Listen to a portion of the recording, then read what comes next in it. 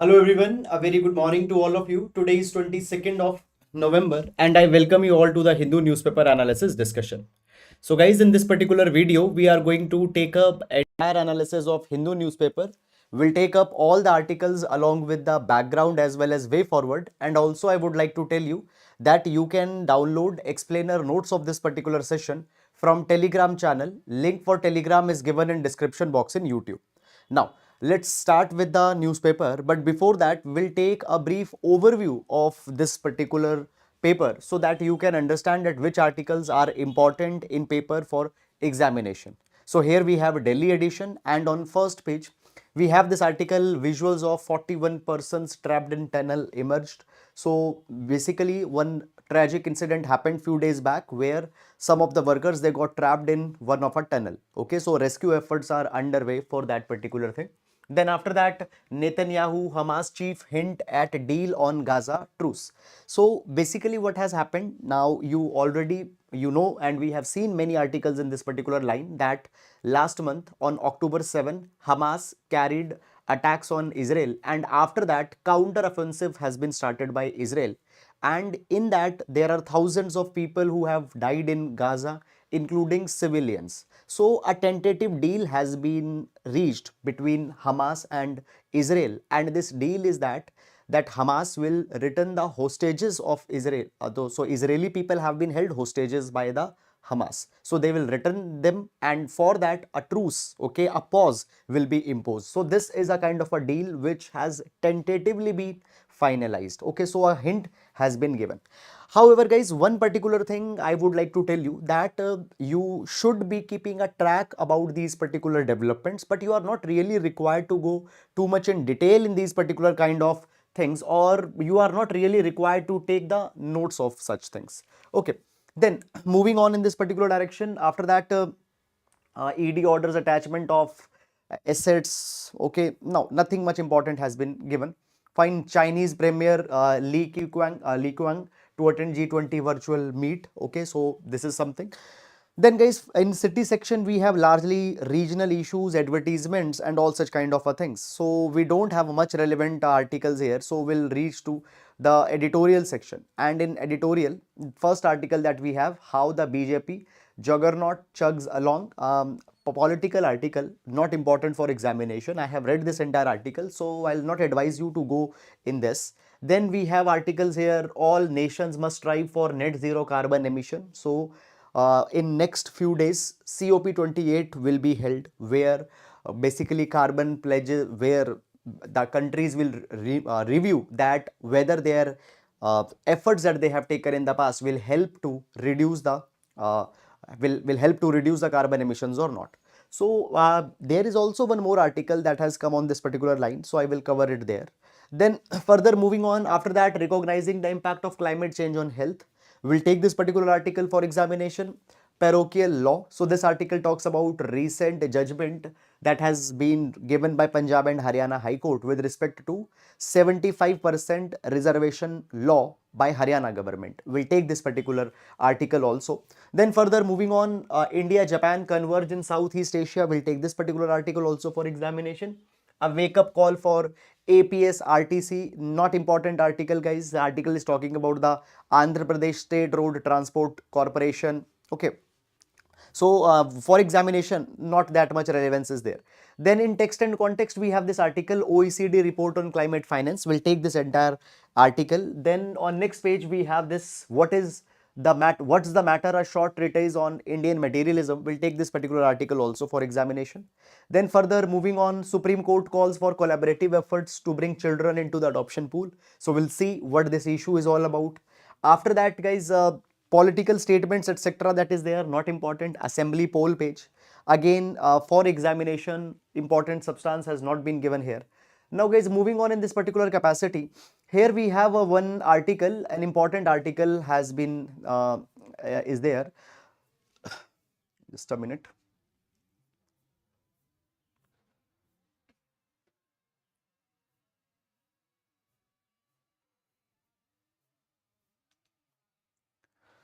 Okay, so here we have this article, ministries ask state to encourage use of SATHEE portal. So what is the SATHEE portal? We'll take this particular article also for examination. Then further moving on in this particular direction. After that we come to world page. On world page we don't have much relevant news for our examination. Israel expands attack in northern Gaza, though this tentative deal that we discussed, that is also underway. Two premature babies died before Gaza evacuation. Okay, so which is very tragic and horrific things that is happening. But for examination, need not to go in this particular details. Then guys, on business page also, inflation still remains a key risk to growth, cautions the finance ministry. So inflation has been on borderline or has even crossed the borderline in the last 1.5 2 years. Okay, then we have the corporate trends etc. that are there. Okay, and moving on after that, we have the sports page. And after sports page, we have this science page. And in science page, we have this article, coal isn't easy to exclude from sustainable development. So we'll take this particular article also. So we have a lot of articles which are all relevant and are very important for examination. So let's cover them one by one in detail. And as I've told you that you can download synoptic notes of this particular session. So these synoptic notes are there. They are available at in the Telegram. Okay. Now, and the link for Telegram is given in description box. So every class we start with the GS quotation, and objective of this GS quotation is to give you some ideas that you can use to complement your answers in GS papers or in essay paper. So today we'll take quotation from Albert Schweitzer. So Albert Schweitzer says, the purpose of human life is to serve and to show compassion and the will to help others. So human life should not be invested in self-centricism. Human life should not be spent for self-loathing. Human life is meant to serve other people, and serving other people, reducing their pain, bringing a positive change in their life, this is nothing but an act of compassion. So the only purpose of human life is to serve and to show compassion and the will to help others. Okay, even Swami Vivekananda had said this particular thing, that ethics is about how to live a life. Okay, ethics teaches us to look for, just a minute.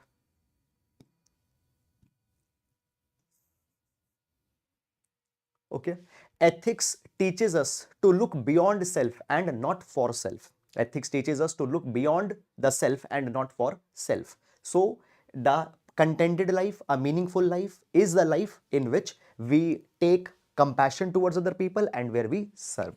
Okay, so you can use this particular idea in GS paper number 4 ethics. GS paper number 4 ethics. So that is about the quotation. And now let's take first article for today that we have. So first article that we are going to take is from the science section. Okay, so now guys, one more thing, that the coverage of articles that we take is largely on the basis of importance, or usually in start we take science or text and context articles and then gradually we move. Okay, now so this particular article we are going to use for GS paper number 3, environment and infrastructure. Environment and infrastructure. Coal sector happens to be an important component into the infrastructure sector of India. Now, first of all guys, before going on in this particular article, this article has given some excellent data and facts with respect to energy transition. So I will advise you that you please take down notes from this particular thing, or please download this particular synoptic notes. Now, first of all guys, now just in few days, COP28, that is Conference of Parties 28, will be held in Dubai. Okay, so some background will take. So in few days, what will happen? Conference of Parties 28 will be held in Dubai. So Conference of Parties, it is an annual meeting of the countries who are signatory of UNFCCC, United Nations Framework Convention on Climate Change. And in this COP28, most important thing that will be taken up is GST, that is Global Stock Taking Exercise. What is Global Stock Taking Exercise? I have told you many number of times earlier. Again, I'll explain you.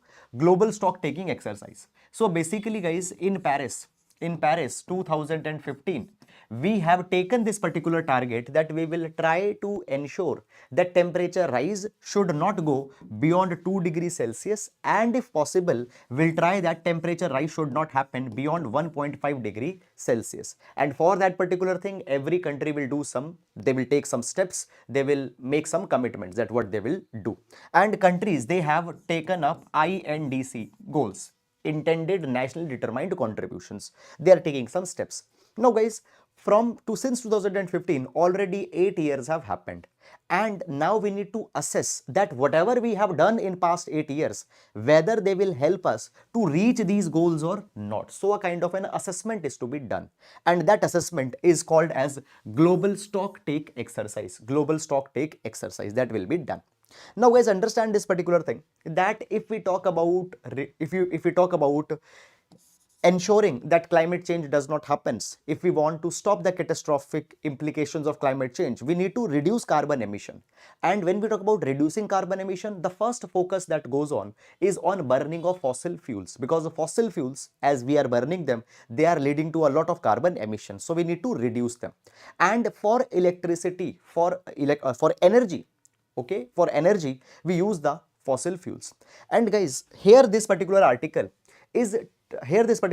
is seeing that can India do without coal, because the world countries are pressurizing India that India should give away the coal. Can India do that thing? Should India do that particular thing? What will be the economic implication of that particular thing? Okay, now guys, see this particular thing, that first of all, if we take the data, now this data is for entire world. This data is for entire world. So in 2022, oil, coal and gas, these were the major fuel sources from which energy was being manufactured or energy was being made. For example, oil, it accounted for 30% of energy, coal constituted for 27% of energy, and gas constituted for 23% of the world's total energy. It's not only electricity, but all the total energy. These are the three most important sources. And when we talk about the renewables, fine, for example, solar and wind energy, they are constituting just 2.4% of world's total energy. So point is that world as a whole is right now dependent on fossil fuels. Now, when we talk about India, okay, in the context of India, 11.5% of electricity that is being generated, that 11.5% electricity is coming from variable renewable energy sources. Moreover guys, one more thing also you need to understand, and please use these particular datas in your answer. See this particular thing, that as a whole, India's electricity consumption is very much less compared to the developed countries, compared to the Western countries, and even compared to China. And let's see that particular thing also. Now guys, when we talk about electricity consumption, okay, and even bigger parameter is energy consumption, because energy will include electricity and other forms of energy also. Now when we talk about the per capita energy supplied in India in 2022, it was just 37% of global average. So what global average is? Of that, only 37% energy we are using in India, and it is only 26% of energy that is being used by China. So A, our consumption is far less than global average.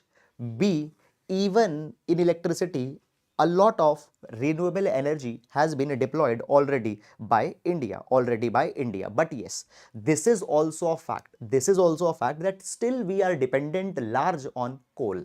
Now guys, when we talk about coal sector, when we talk about the coal, so we find this particular thing that still 74.3% of India's electricity, it is coming from coal-fired thermal power plants. So yes, huge dependence is there. But you need to understand this particular thing, that the coal is not just for electricity, but coal sector also plays a very important role in economy of India. Now guys, when we talk about the coal sector happens to be one of an industry out of the 8 core industries that are there. So 8 core industries are there, which are there. In that, coal is one of a very important sector that is there. It is employing lakhs and lakhs of people. It is giving employment to them. Also, we need to see this particular thing, that because we have large reserves of coal in our country, coal provides cheap electricity, okay, which is needed for rapid growth and development. So coal is very much important. Moreover, guys, when we talk about India, India hosts 17% of the world population. And as 17% of world population is living in India, these people deserve growth, they deserve cheap electricity. Now, guys, understand this thing, electricity consumption and growth of a nation are correlated. So for rapid growth and development, we need to give them electricity, and for that, coal has to be used. Okay. Moreover, when we talk about, guys, India's cumulative emission in the past, India has actually not been a very big emitter. For example, when we talk about India's global emissions between 1750 to 2021, whatever the total emissions have been there, India just contributed 3.3% of the total emissions. But if you compare other regions, for example, Europe has emitted 31% of the global emissions. USA has emitted 24.3% of global emission. China has emitted 14.4% of global emission, and compared to that, India has emitted just 3.3% and we have 17% of the global population. So point that is coming in this particular capacity is that India has on per capita basis, India has not been a big time emitter. Second, India's economic needs mandate India to use cheaper sources of electricity, and for that, coal sector will be there for a time to come. Okay, then moving on in this particular capacity.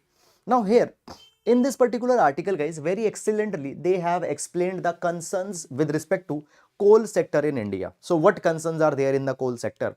Okay, and this happens to be a ready-made answer for your examination. So please take down notes from here. Number one, when we talk about the coal deposits in India, so first of all, India's coal, it contains high amount of ash.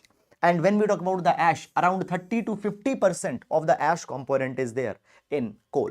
And because of that particular thing, what happens? Burning coal with high ash, it leads to, it erodes boiler tubes, it negatively impacts the other components of a coal power plant. Also, it affects the plant's availability, efficiency, performance. Also, it emits large quantities of PM 2.5. So this is one of a problem with respect to India's coal. Secondly, guys, when we talk about, guys, coal, you know this particular thing, that coal is concentrated in few pockets. For example, when we talk about the regions such as the Chhattisgarh, Jharkhand, there are certain regions, certain belts. Okay, just a minute. There are certain belts in which India's majority of coal is concentrated. But the next problem that comes here is that coal is to be transported to far away areas. Coal is to be transported to far away areas. And as coal is to be transported, we find this particular thing. Most of the times we are transporting unwashed raw coal. And as it is being transported, what happens? It pollutes throughout the transportation. Okay, because this unwashed coal, it will pollute. Moreover, what will happening? This train journey also it also congests the Indian railways. Also, transportation will also lead to a lot of movement cost. Okay, so this is one of a problem. Now, guys, when we talk about the other major coal producing countries, they have a practice that a miner has to wash the high ash coal if they are transporting beyond 500 kilometers. But in India, washing the coal before transportation is not compulsory, and because of that particular thing, also it leads to many of the environmental problems. Then the next issue that comes here is that basically, guys, as I told you that we have high ash content in coal and burning it leads to high emission of PM 2.5, PM1. So there are cheap technologies that are already available, but India has not adopted them in a large number of thermal power plants. For example, the particulate emissions, PM emissions can be reduced by 99.97% if in the coal plants electrostatic precipitators are utilized, and flue gas desulfurizers are utilized. Now, installing the flue gas desulfurizer actually increases the coal consumption. So, they are to be deployed in few plants, particularly those coal plants which are near the urban areas. And in the coal powered plants which are away from the urban areas, we can use the electrostatic precipitators which arrests the PM 2.5 and it stops the release of that PM 2.5 in environment. Okay, so this is something that can be done.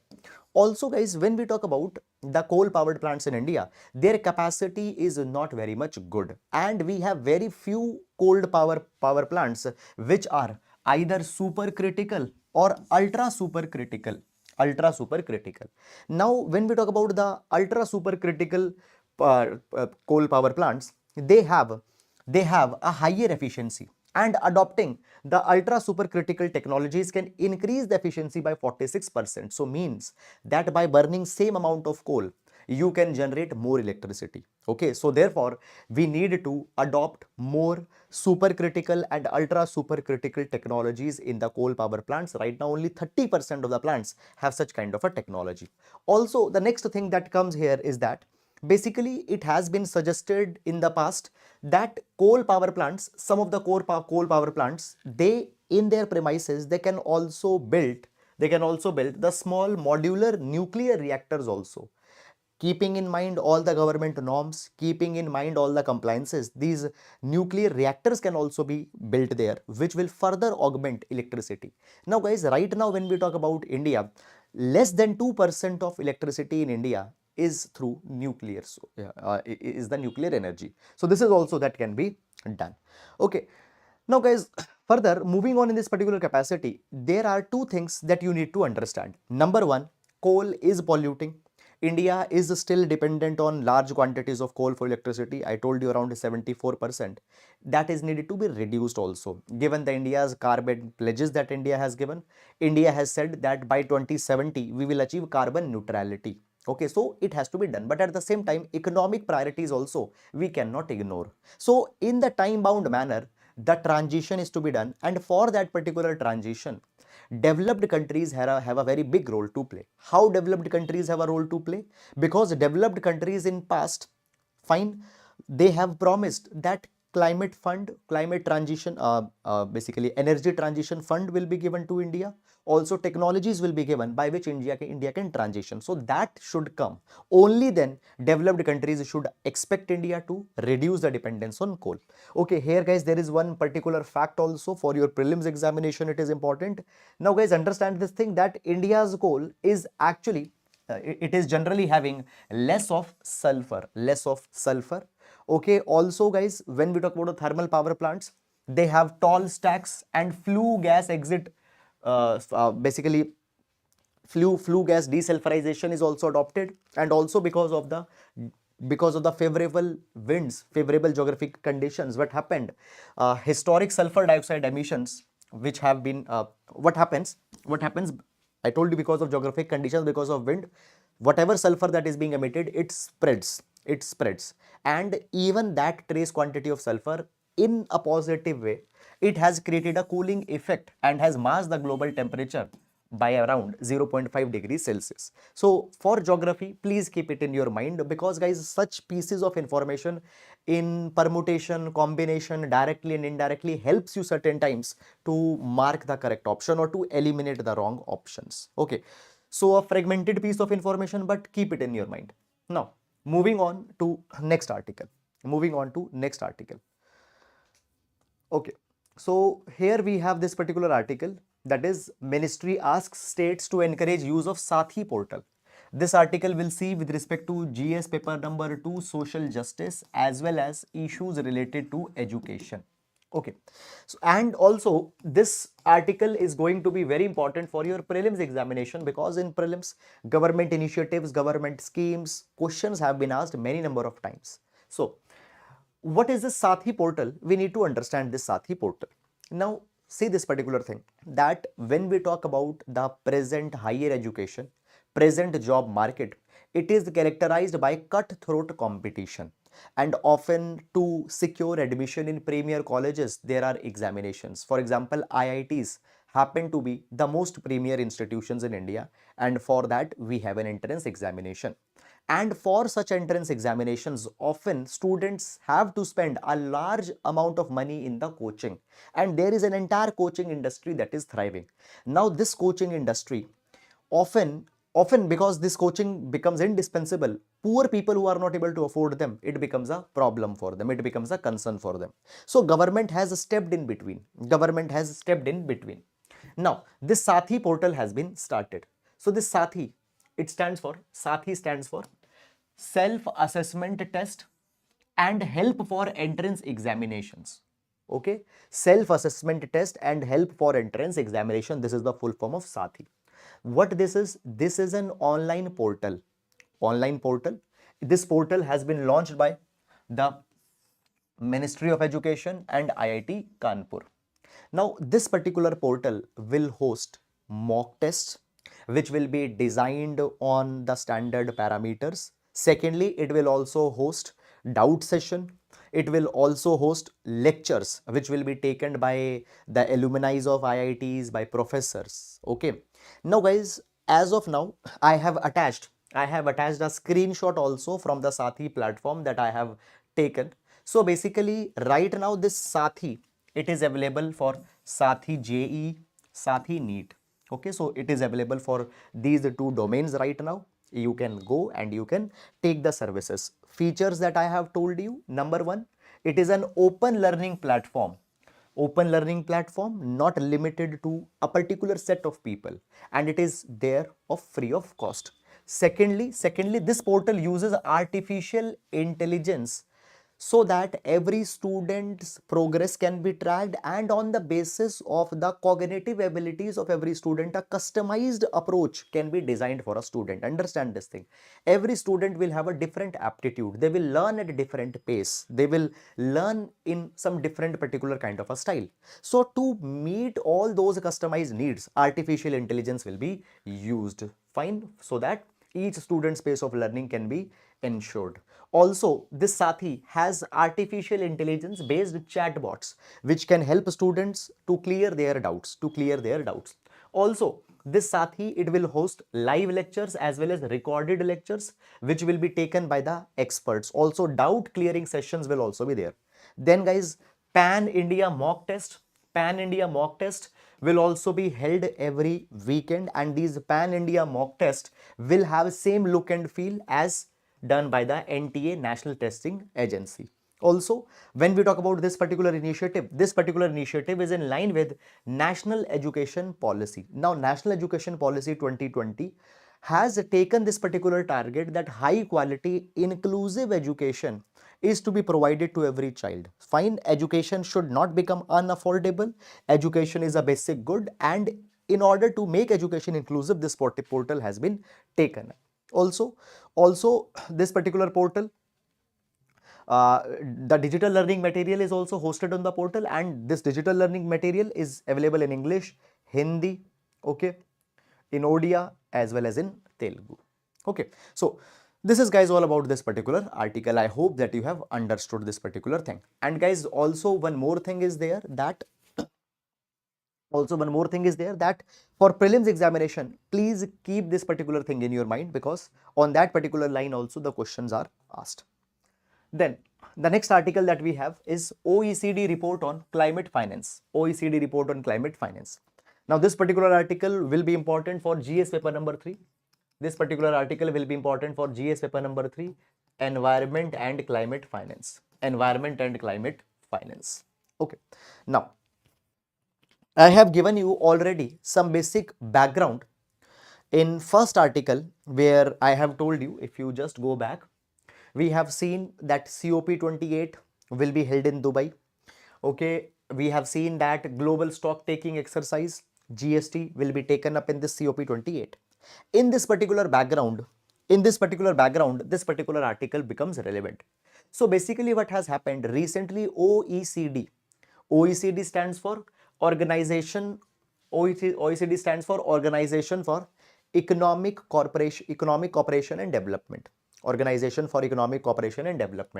And it is largely a group of Rich countries including US, UK, Germany, France, Switzerland, Canada, and other countries are also there. Now this OECD has released a report, and this particular report is highlighting that how much money has actually reached to developing countries. Now you see this particular thing. Since Copenhagen Conference of Parties, rich countries have promised that developing countries will get money, they will get climate finance. Why they will get climate finance? Because of the founding principle of UNFCCC, that is CBDR, this is the core principle of UNFCCC climate negotiations that are going on. CBDR stands for common but differentiated responsibility. Common but differentiated responsibility. In simple terms, it means that it is a common responsibility of entire world to ensure that we don't destroy climate, we don't increase the temperature. But amount of responsibility is differentiated.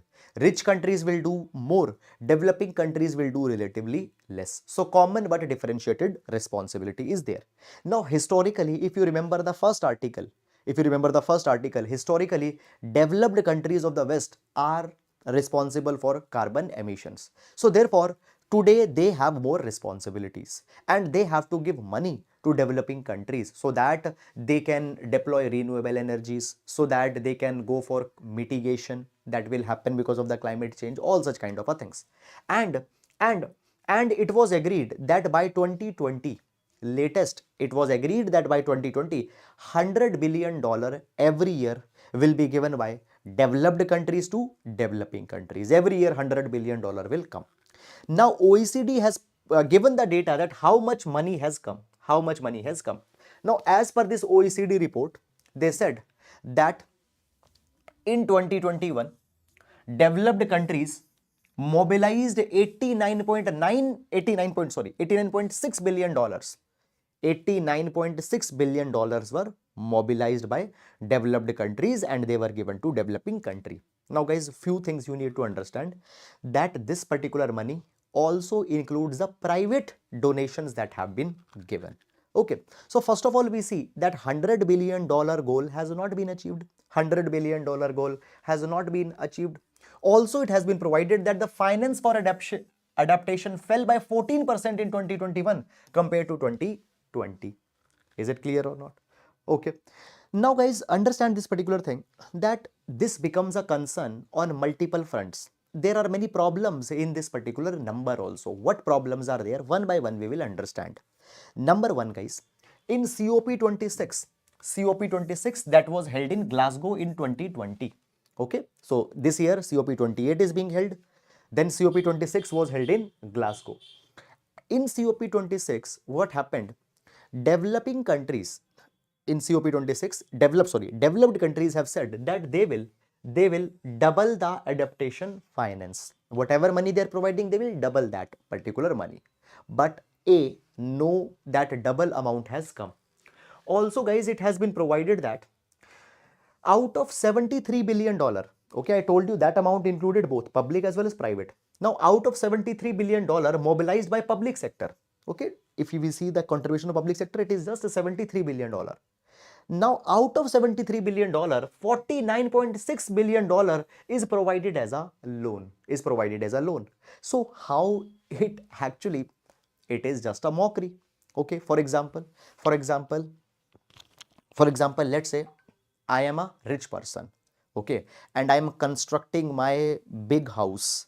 And as I am doing the construction of my big house, you have a hut nearby and your hut got destroyed. I said that, okay, your hut got destroyed because of my construction activities, I will compensate you. Okay. And you said that, okay, sir, I will need 1 lakh rupees. I gave you 1 lakh rupees and I said that this 1 lakh rupees is a loan. In a way, I had to put double burden on you because now you need to pay that 1 lakh rupees. Also, you have to give me interest. So point is that $100 billion that has come, out of that, this much money, okay, first of all, 100 billion has not come. Whatever has been mobilized, out of that, this has been given as a loan. So what it will do? It will increase the debt stress in poorer countries. It will increase the debt stress in the poor countries. The money was expected to be given as a grant, not as a loan. So this is one particular problem. Also guys, it has also been provided. Let's see. when this $100 billion was to be provided, when this particular thing was taken up, at that point of a time, it was said that this funding has to be additional. Now, what is this particular point? Understand this thing. Now, guys, even earlier, developed countries are giving some money to developing country. For example, health. For example, health, they are giving X amount of money. For example, education, they are giving Y amount of money. Okay, for example, sanitation, let's put some number. Let's say for health, they are giving $10 billion. For education, they are giving $5 billion. For sanitation, let's say they are giving $3 billion. This is the money that they were giving earlier. Now, guys, understand this particular thing that, see, if I will give you money for clean technologies, for clean energy, by that money, as you will deploy clean technology, obviously climate will get a help. Also, by that clean air, as pollution will go down, health will also be fulfilled. Okay, so basically it has been provided that the developed countries, whatever they were giving earlier, that should continue, and this climate finance should be additional. This climate finance needs to be extra, Okay, so developed countries shall provide new and additional financial resources to meet the agreed full cost incurred by the developing countries. Are you getting it or not? So they should not cut off the existing funding that was being given. That is something that is there. But one problem is coming on this particular front. What problem is coming? Problem that has come on this particular front is this, that see, there is no commonly agreed definition of climate finance. And deliberately developed countries had not agreed on a commonly agreed definition of climate finance. They have not agreed on a why? Because if there will be a clear definition of climate finance, they cannot mask their contributions. Understand this particular thing. Basically, see this particular thing, that this ambiguity works in favor of richer countries because it leaves the door open to arbitrarily classify any funding, including the official development assistance, including the high cost loan, as climate finance. So if you remember, guys, we have seen this particular thing, that out of the $73 billion that got mobilized, $49.6 billion has been given as a loan. Even this loan money they are calling as climate finance. Okay, so this is the reason that they are not very clearly defining that what is a climate finance. They have left this particular term ambiguous so that anyhow they complete that $100 billion limit. In that, loan will also be counted, in that private donations will also be counted, in that even if money is given for health, they will say that no, this money is for environment. So they are just doing a lip service, they are just doing a formality. Okay, so this is something that has come in this particular respect. Okay, so guys, all these particular things are there. Moreover, already $100 billion has not come, and even this particular money is peanuts in compared to the money that will be needed. So guys, according to this OECD report, they have provided that by 2025, developing countries will require $1 trillion a year. Right now, 100 billion has not come, but by 2025, $1 trillion will be required by developing country, and between 26 to 2030, $2.4 trillion every year will be needed for climate adaptation. So here we need to see that how the developed countries are going to contribute this, whether they will just shun away their responsibilities. Okay, and guys, if you remember, a few days back, we have taken one editorial, and that editorial gave an excellent analogy. They said this thing, that in 2008-9, when global financial crisis came, just in few days of time, billions and in fact trillions of dollars were mobilized so that economic systems can be perfected. But now we are not mobilizing that money. It is all about priorities. Also guys, in this particular capacity, there have been suggestions that have been given. For example, US climate envoy John Kerry, World Bank president Mr. Ajay Banga, they have said this thing, that private sector can also play a very important role. So now private sector, philanthropists, billionaires, they should also step in this particular direction. So this is, guys, all about this particular article. I hope that you have understood it, and now we'll move to next article. Parochial law. So guys, this article, if you this particular development, if you remember, I have shared on Telegram channel also. Just guys, give me 1 minute. Okay, so this article I have shared on the Telegram channel also, and this article is with respect to one of a law which was passed by Haryana in 2020. Okay, just let me, I'll show you this thing. So basically, the Haryana passed a law, and this particular law provided that 75% of the jobs in the private sector, the jobs which are paying salary up to 30,000 rupees, those 75% jobs will be reserved for the domiciled citizens of Haryana, means Haryana residents.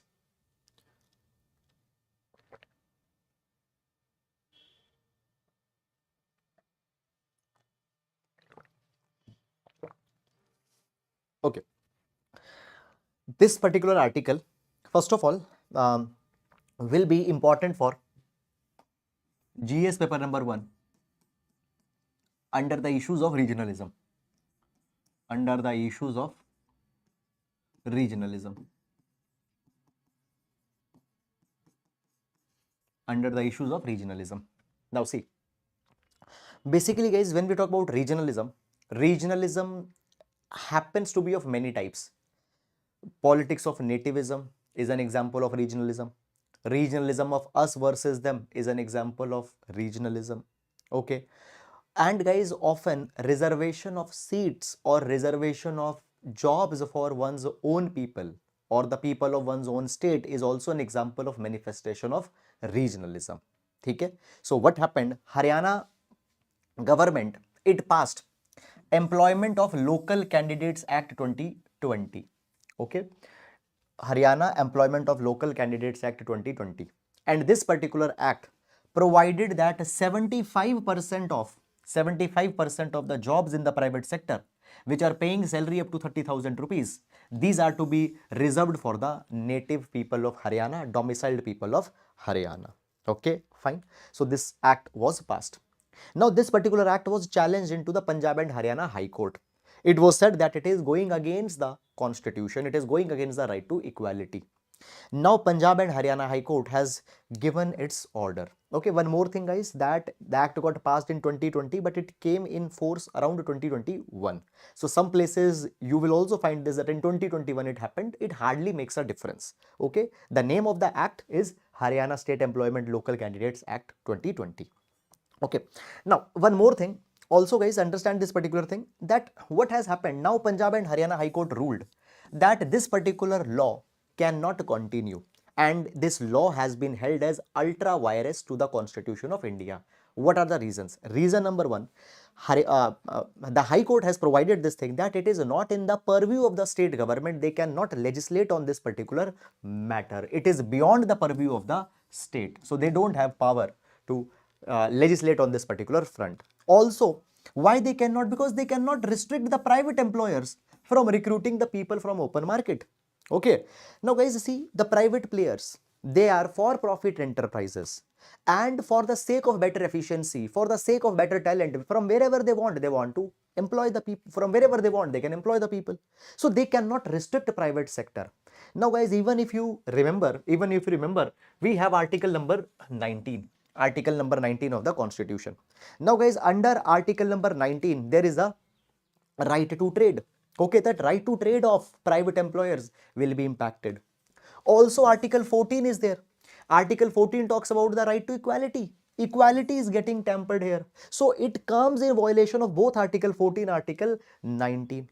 Also guys, this particular article, this particular thing also creates an artificial walls throughout India. It will create artificial walls. Now please use these particular kind of references, please use these particular kind of words. Okay, it will create artificial walls throughout the India. What will happen? Every state will reserve the seats for their own people, reserve jobs for their own people. Haryana will come out with this, then Bihar will come out with this, then Jharkhand will come out with this, different states. So how we will say that this is one unified India? This artificial walls will be there, which will go against the fraternity also. Okay, now moving on guys, also it has been said that this particular requirement is similar to Inspector Raj.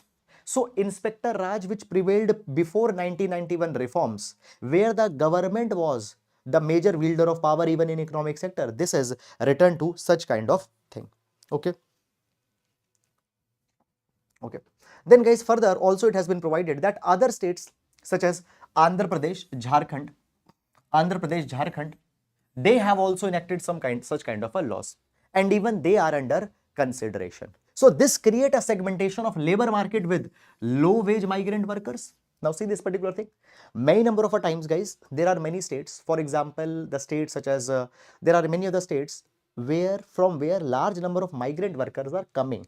Okay, there are the net out migration states. And guys, when we talk about the net out migration states, Bihar, Uttar Pradesh happens to be a net out migration states. Sometimes because opportunities are not there, they migrate to other places for the expectation of a better life and better economy. But if these particular laws will come, what will happen? On one hand, labor market with low wage migrant workers will be there, and on other hand, there will be local workers with better bargaining power, and it will disturb the equality and it will disturb the equity. So rather than coming out with these particular things, all the state governments need to ensure that how they can protect the workers' right. They should ensure that how migrant workers also, if they are coming, they should be given the basic labor law protections. Okay, so this is something that is there. Okay, guys, I hope that you have understood this particular thing. Okay, now moving to next article. Okay, and guys, I would wish everyone good morning who has message here and is watching right now. Okay, moving on. Fine. Good morning, sir. I am planning to appear for 2025. From when I need to join ethics class? Will your classes be available by then? Okay. Uh, okay, dear, you can message me. Okay, sir, I have some doubts regarding preparation. Please let me know how to contact you personally. So through Telegram, you can contact me. Okay, you can search me by my handle Sahil Thinking Palette in Telegram @Sahil Thinking Palette, and you can reach me. Okay. Now moving on. India, Japan converge in Southeast Asia. India, Japan converge in Southeast Asia. Okay. India, Japan converge in Southeast Asia. This particular article will see with respect to GS paper number 2, international affairs. Okay. India's role in international order. India's role in international order. Also, India's bilateral, multilateral relations will take this particular article. Okay. Now, let's discuss this particular article. Okay. Now, so basically, guys, what has happened? So recently, now this particular article concerns 3 countries: Philippines, India, and Japan. Okay, and when we talk about India and Japan, in general, this article also discusses that India and Japan have become favorable countries for many other countries in the region for partnerships, for agreements, as well as for collaborations. So recently what has happened, Philippines has dropped a series of Chinese-led infrastructure projects. Okay, so there were a large number of agreements that have been signed between Philippines and China in the past, and now they have dropped. Why? Because of sustainability issues and because of the geopolitical concerns. Now guys, understand this particular thing, that when we talk about the China has adopted a hegemonic attitude. For example, in South China Sea, China claims virtually the entire South China Sea belongs to them. And because of this particular thing, China-Philippines relation are also getting impacted, and China-Philippines are shifting from China to India and Japan. Okay. And what is happening now?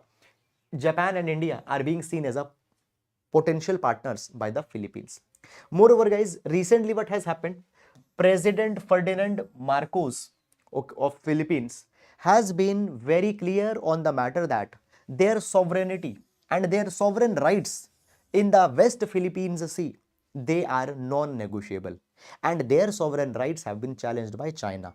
And as China is challenging their sovereign rights in the West Philippines Sea as well as in the region as a large, what is happening? Countries are moving away from China and their next destination is India and Japan, and this has happened. Now guys, here we need to see these particular reasons, that why, what are the reasons for convergence, why countries are converging with India and Japan, particularly why Philippines is converging between India and Japan. So there are few reasons for this particular thing. Number one guys, when we talk about Philippines and when we talk about Japan, they already share a strategic partnership. And also Japan happens to be biggest investor in Philippines. This is the reason that Japan is a choice for Philippines. Second, when we talk about guys Japan and Philippines, their relation has recently also got warmed up. So what has happened? So recently, Japanese Prime Minister, Japanese Prime Minister Fumio Kishida made a visit, and this particular visit has improved their bilateral ties. Also guys, when we talk about the Japan's overseas security assistance, where security assurance is provided by Japan to regional countries, there Philippines have been the first recipient.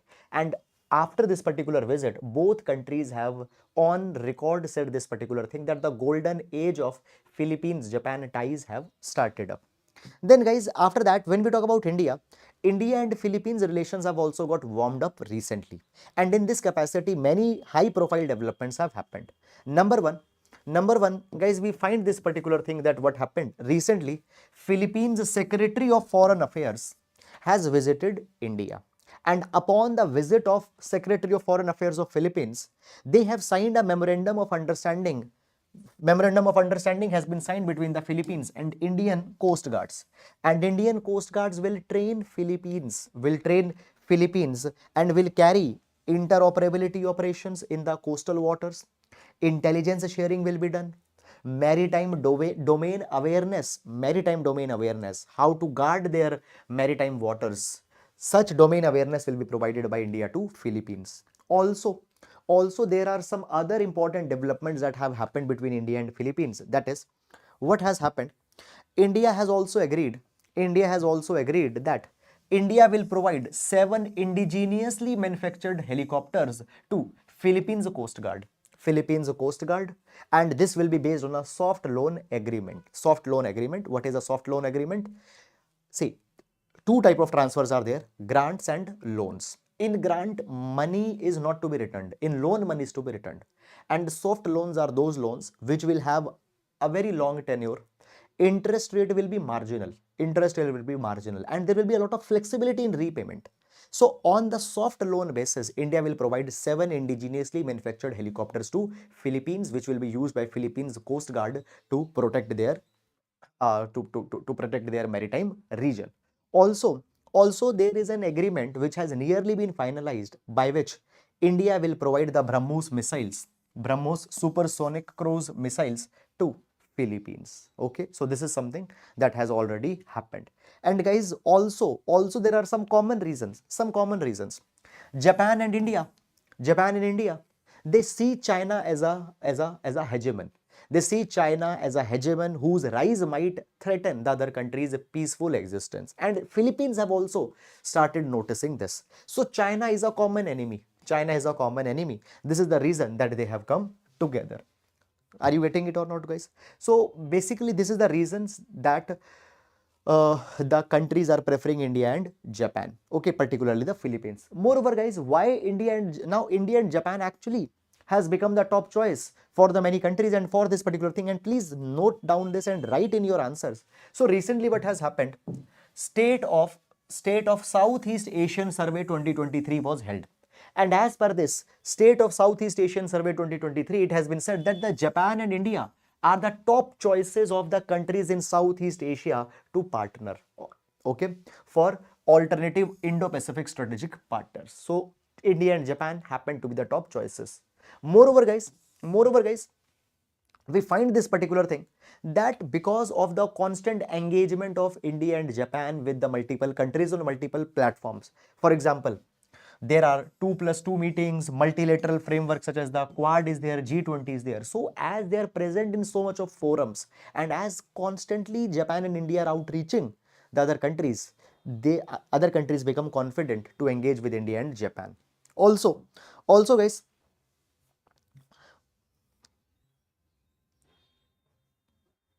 okay, also guys, when we talk about India and Japan don't only negotiate or don't only engage on defense. Rather, they engage on the parameters beyond defense also. For example, growth, sustainability, climate change, etc. And here I want to give you an example, and please write it in your answers also. So basically what happened, there was, okay, so in 2017, India as well as Japan, they came out. Now it is hidden, it is not visible here, but in the handout that have been given you, it is there. So Asia Africa Growth Corridor, AAGC, was finalized by India and Japan in 2017. And this Asia Africa Growth Corridor is aiming to connect the countries across Asia and Africa so that they can reap the economic dividends of growth and development. So defense is not there, but growth and development is there. So India and Japan, whenever they partner, they don't just partner on strategic concerns, but also they are interested in bringing the inclusive growth of the other countries also. So this is something which has made it more attractive. This is something which has made it more attractive. And guys, when you are writing these now, please write in your answers of IR. And guys, see, whenever you're writing your answers in IR and whenever you're writing dimensions, if you justify them with the help of some initiative, with the help of some agreement, with the help of some deal, with the help of some bilateral initiative, that gives you very, very good marks in IR answer. So please do that particular thing. Okay, so that is all guys about it. And now moving to next article.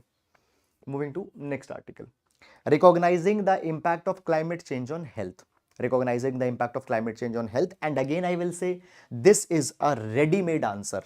This is a ready-made answer for your GS paper number 3, that is the climate change and health.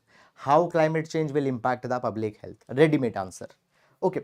Now, so guys, this wherever the environment article will come, 28th COP is going to be a common theme. So this is a third article that we are seeing where the 28th COP is a theme. Okay.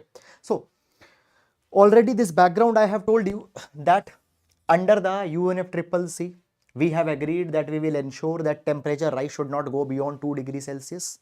And if possible, it should not go beyond 1.5 degrees Celsius. Now guys, basically it has been provided that as climate change is happening, as carbon emissions have increased, it is leading to health also. It is leading to health problems also. So how health problems have increased because of the climate change? First of all guys, now this particular point was discussed at length by IPCC, Intergovernmental Panel on Climate Change 6th Assessment Report. It has been provided that as temperature will increase, vector-borne diseases, malaria, chikungunya, dengue, all these particular disease prevalence will also increase. Also, it has been said that basically the vector-borne disease, mosquito-borne disease, these diseases will become prevalent also in those areas where they were not prevalent earlier. For example, in Himalayan states. So mosquito problem, vector-borne disease problem was not that much in Himalayas because they had a cold topography, they have cold weather conditions, climatic conditions, but there also these disease will increase. Secondly, heat also alters the virulence of pathogens. How viral a pathogen is. Now guys, if we just take the example of COVID, so we know this particular thing that the first wave of COVID that came in 2020 was less viral compared to the second wave of COVID that came in 2021. That was more viral. So what happens as the time passes, a virus or a pathogen change its internal biology and it goes under mutations. And heat is one particular factor that alters the virulence and actually they become more viral. Also guys, it has been provided that what happens as climate change will happen, rainfall patterns will get impacted, and we already have seen this particular thing that as rainfall patterns will shift, food insecurity as a problem will increase, and when the nutrition will not be available, it will further increase the vulnerability of people to disease. Also guys, it has been said this particular thing that as climate change will happen, climate extreme events such as floods will increase, and as floods will increase, post-flood vector-borne diseases epidemics which occur after the flood, they will increase. They will increase. Also, it has been provided that because a temperature rise will happen, heat and physical exertion, dehydration, it will become even more deadly for the laborers who are working out in the open. They will be more exposed to the heat waves. They will be more exposed to the heat waves. Okay, and it can lead to kidney disease, kidney injuries. Dehydration is directly linked to the kidney diseases. So such problems will increase. Also these increasing temperatures, okay, as in increasing temperature, it will also lead to chronic obstructive pulmonary diseases. Okay, also guys, climate also plays a very important role in our mental well-being, and as climate extremes will increase, climate change will happen, temperature changes will happen, it will aggravate depression, it will aggravate anxiety, it will aggravate depression and anxiety. Okay, then next thing is that guys, you know this particular thing, that India is urbanizing at a very fast pace, and already I have shared this particular data with you that according to Niti Aayog, by 2030 41% of India's people will be living in the urban settings. Now urban areas have an urban heat island effect. What is urban heat island effect? So basically, urban areas, they become a heat island. Temperature in urban areas will be more compared to temperature in rural areas. Okay, why? Because urban areas, they have a lot of concretized pathways. They use a lot of steel, glass material, and they absorb heat. They absorb heat, particularly the asphalt roads, that bituminous asphalt roads that are there. They also absorb a lot of heat, and because of that, urban areas, they undergo a urban heat island effect.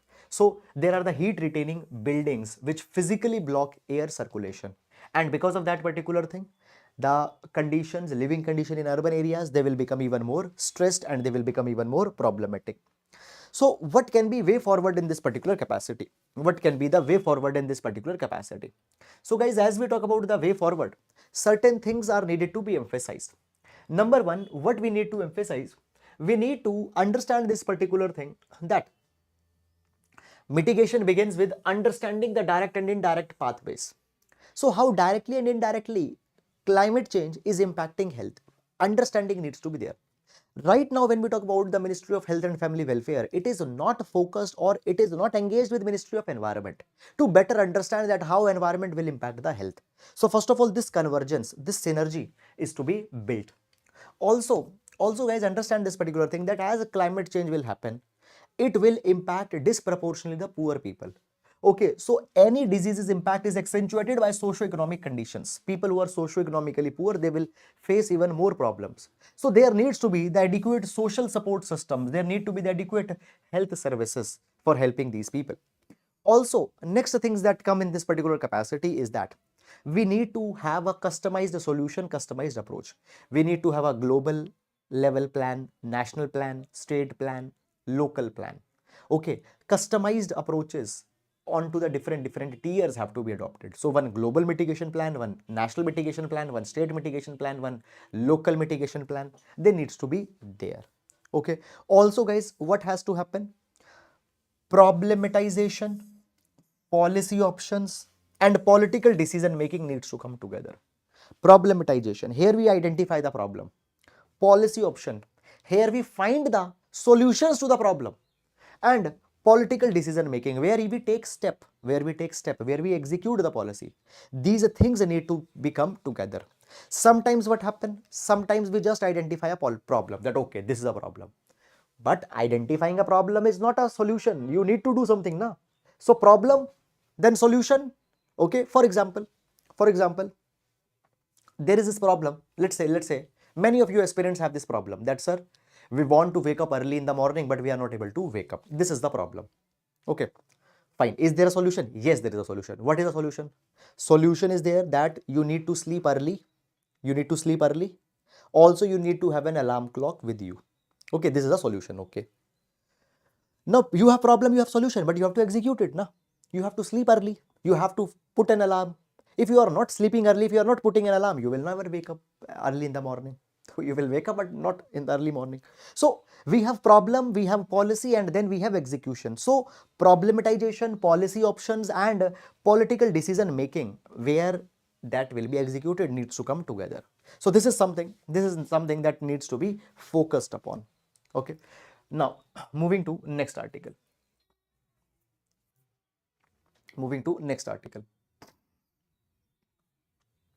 Supreme Court calls for collaborative efforts to bring children into the adoption pool.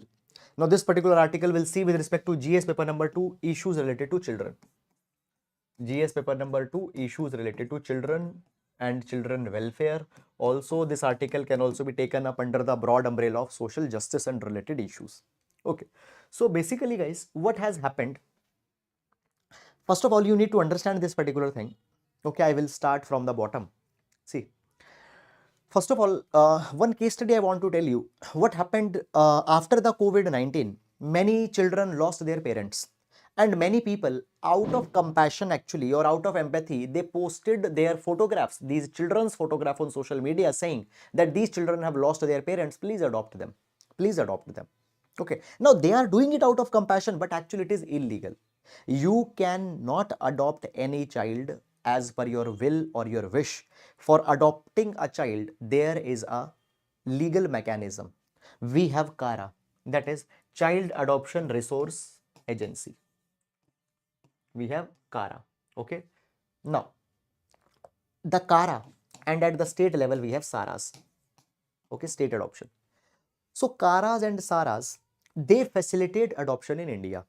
And only through a legal process, children can be adopted. Okay, any children roaming on the street, you cannot bring that child in your home and you can adopt that child. Fine. Adoption is a legal process. Now, guys, when we talk about the adoptions in India, you just see this particular data and it will amuse you. As per CARA, there are only 2146 children that are available for adoption. Only 2146 children that are available for adoption. And if we talk about the prospective adoptive parents, parents who want to adopt, there are 30,669 prospective adoptive parents that are waiting for adoption, Okay. Now, guys, you see this particular thing, that there are millions and millions, actually, lakhs and lakhs of children that are there who are orphan, who are abandoned, who are roaming on the streets, who don't have the parents. Okay. And there are the parents also who want to adopt the children. But why they cannot adopt the children? Because to adopt a child, you can only adopt that child who is legally available for adoption. And in the CARA's pool, there are only 2146 children that are legally available for adoption. Now it leads to problem on many fronts. Number one, guys, what happens? Adoption as a process in India takes around 3 to 4 years. Okay. And as adoption takes 3 to 4 years, parents often they get frustrated in between. Okay. Also, guys, when we talk about the children, if they will get a family, they will also get good education. It is leading to problem on many of the fronts. Now, guys, in this particular capacity, what has happened? Supreme Court has ordered that there are many children who are living in the child care institution across the countries. Fine, they are either the children whose parents have dropped them and have not visited them for over 1 year, or their parents are unfit. What are the unfit parents? Unfit parent is one which is either unable or unwilling to parent. Parents who are addicted to some kind of a drugs or alcohol abuse, or parents who have abused their children, neglected their children. So many of these children are into the child care facilities. So if the parent has not visited a child for more than 1 year, then that particular child should be given to CARA, that is Central Adoption Resource Authority. Okay, and they will give them legal status that they are free for adoption, and then these children are to be given to the adoption. So it has been provided that the orphans children, abandoned children, surrendered children, fine, or the children that are registered onto the carings portal, all should be made available for adoption, because 30,000 parents are there to adopt, and only we have nearly 2,146 children for adoption. So it will plug that mismatch that is there, and it will be win-win. It will be good for both of the parties. Okay, so this is something that has happened. You can put it as a case study, you can put it as a suggestion, because in the children issues and social justice, Fine, child welfare happens to be an important theme. Moving on, and okay, here we have one article. What's the matter? A short treatise on Indian materialism. Now, we will take this particular article with respect to essay. We'll take this particular article with respect to essay. Okay. Now, guys, see this particular thing. That first, this particular article is having a core philosophy undertone. If your optional is not philosophy, I will not advise you to go too much in detail in this particular article, because it is talking about core philosophers, their works, okay, and their classical findings, what they have written in their original books or the scripts that are being mentioned here. Okay, now materialism. So what is the matter? A short treatise on Indian materialism. Now guys, understand this particular thing. Now, first of all, when we talk about philosophy, what is philosophy? Philosophy comes from two words, that is philo plus sophia. Philosophy comes from two words, that is philo plus sophia, which means love for wisdom. Love for wisdom. A philosopher is a person who is searching for wisdom and who wants to learn as much as possible. A philosopher is constantly in search of that particular knowledge. Now guys, when we talk about the philosophy takes a unified approach towards the world. Philosophy explains the entire world in a unified manner. Now guys, when we talk about the philosophy, in philosophy, there is a particular school of philosophy that is materialism. Now, materialism provides this particular thing, that the only reality in this world is the matter. Only reality in this world is matter. Okay, beyond matter, nothing exists. Everything is just the modification of the matter. Okay, for example, guys, just a minute. Often, if we have little bit knowledge of philosophy, we have seen this particular thing, that we say that the world is made up of two things actually. One is spirit and other is matter. Spirit and matter. Okay, or in Hindi, or you will connect more, Atma, that is spirit, and matter is your body. Okay, these two things have led to the creation. But materialism does not accept the spirit. It does not accept the spirit, it does not accept the Atma, it only accepts the matter. And everything is the manifestation of matter. Okay, they say that even distinct appearances, even the intelligence, everything is just the transformation of matter. And in ancient India also. Okay, and guys, just one suggestion I would like to give you here, if you are interested in reading the philosophy, okay, if you have an option for philosophy, or if you are interested in reading the philosophy in your leisure, this is one very beautiful book that I would suggest you, Sophie's World. Okay, now this particular book has beautifully explained the concepts of philosophy. Okay, so you can refer to that. Now coming back, so in India also we have many of the schools of philosophy which has explained or which are materialistic in nature. Okay, so basically materialism can be found in the Lokayat philosophies that have been there, okay, which have been pioneered by philosophers such as Brahaspati, Ajit, Jabali. Also guys, in Greek tradition also, Democritus. Now Democritus was the one of the pioneer who talked about the atoms, that atoms made the entire creation. Democritus, Epicurus, they also have explained that the world is governed by the matter. Okay, now guys, in India, when we talk about materialism, Lokayat, Charvak, now you might have heard about the Charvaks. Charvak has also supported the materialism. Bhautikvad, Jadvad, all have supported materialism. And materialists, they have one common premise. They say that the world is made up of fundamental elements, Mahabhuts, that are Agni, that is fire, Apa, water, Vayu, wind, Prithvi, earth. And Lokayats even say this particular thing. For example, now Friedrich Nietzsche gave this particular famous he declared this particular thing, that the awakened say, body, I am entirely and nothing else. The soul is only a word for something about the body. Even the soul is the transformation of matter. There is no soul, such a spiritual soul is not there. So this is the genesis of materialism. Materialism have rejected the dualism. Now, what is a dualism? Dualism means the presence of two realities. One is matter, one is spirit. They have rejected the spirit. Only matter is real according to them. Okay, so this is a brief overview of the materialism that has prevailed. Okay, now guys, just I'll show you also. So whatever has been explained here, okay. So original sayings, that is ahem, anam, ahem. Okay, so basically these things you are not really required to go, because for examination they are not needed. Okay, so beyond this, what we have discussed here, really you need not to go beyond that.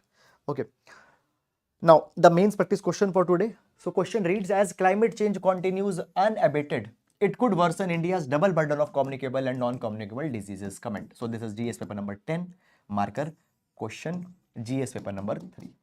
Okay, so that is all guys about it, and with this we come to an end to the today's session. Okay, there is one more doubt I will take. Sir, any advice on how to cover backlog current affairs? First of all, why you see, guys, understand this particular thing. If you are a serious aspirant and if UPSC is your only goal, okay, you cannot afford to keep things for a backlog. Okay, that sir, I was not serious, I was tired. No, a serious aspirant cannot afford these things, first of all. Secondly, if you have some kind of a backlog, okay, then the way that you can cover is through some of the magazine which you find comfortable for you. You can go with that. Okay, so that is all guys about it, and now let's wind up this particular session. So now we'll meet tomorrow, and guys, if you have felt that our initiative is helping you out, and if you have felt that there is the hard work in this particular session, please do hit the like button. Please do leave your lovely comments, because they are the constant source of our motivation.